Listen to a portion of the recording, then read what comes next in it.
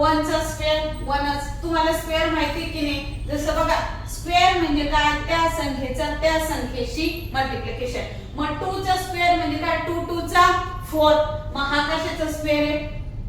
1 चा स्क्वेअर 1च. 2 चा स्क्वेअर आहे हा कुणाचा स्क्वेअर आहे? 2 चा.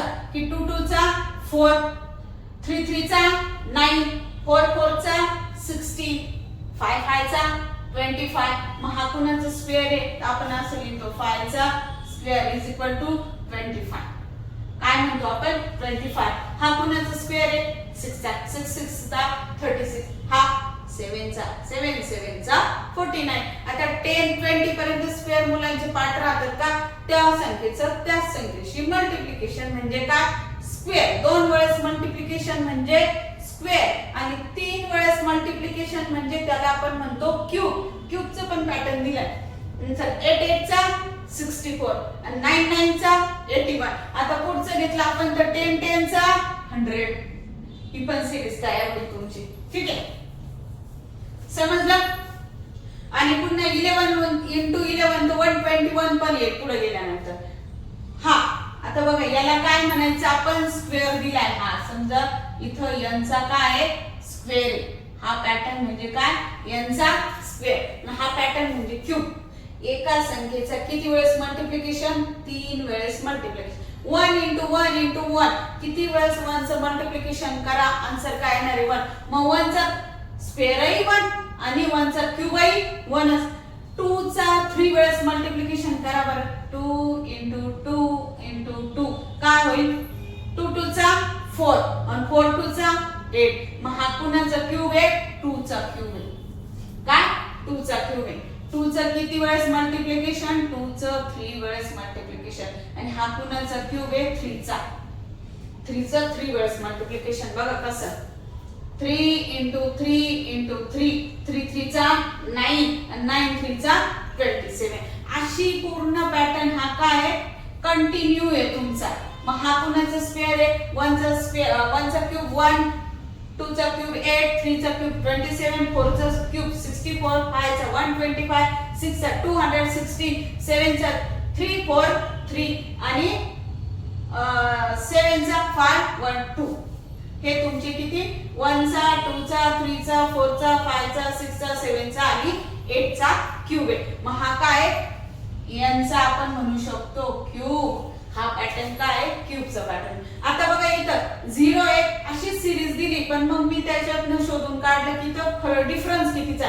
तो 0 plus 1 1, 1 plus 1 2, 2 plus 1 3, 3 plus 2 5, 5 plus 3 8, 8 plus 5 13, 13 plus 8 21, 21 plus 16 34, 34 plus 21 is equal to 55. तर असं दुसरं काही लॉजिक लागलं नाही तर मी हे शोधून काढायचं. असे ना स्कॉलरशिप वगैरे एक्झाम मध्ये असे क्वेश्चन देतात. आता हा नवीन सिलेबस आहे की नाही, तर नवीन सिलेबस मध्ये बरेच चेंजेस करण्यात आले आणि जेणेकरून ह्या अशा स्पर्धा परीक्षा वगैरे राहतात त्याच्यामध्ये मुलांना यावं म्हणून हा पॅटर्न त्यांनी नवीन ऍड केलेला आहे. आता बघा पुढचा इथं 1 2 4 8 16 असं दिसतंय. मग हा काय पॅटर्नच आहे? 1 into 2 2, 2 2 चा 4, 4 2 चा 8, 8 2 चा 16, 16 2 चा 32, 32 चा 64, 64 2 चा 128, 122 चा 256 आणि 256 2 चा 512. ही काय? ही सिरीज कशाची? प्रत्येक संख्येला कितीनी मल्टिपल केलंय? 2 नी मल्टिपल केलेलं आहे. मग तुम्हाला सुरुवातीलाच हा पॅटर्न लक्षात येतो. नंतर तुम्ही फक्त स्वतःच 2 3 याच्यासाठी कॅल्क्युलेशन करणं त्यांना अपेक्षित आहे. थर्ड आता इथं काय? क्यूब. जसं इथं आपण शिकलो की नाही सेम तसंच आहे, फक्त इथं क्यूब घेतलेले आणि इथं काय 3 नी मल्टिपल केलेलं आहे. 1 into 3 3, 1 into 3 is equal to किती? 3. 3 3 चा 9, 9 3 चा 27 into 3, 27 into 3 81, 81 into 3 243, 243 into 3 729 आणि 729 187 into 3. इथं जसं 2 नी मल्टिपल केलंय तसं इथं कितीनी मल्टिपल केलंय?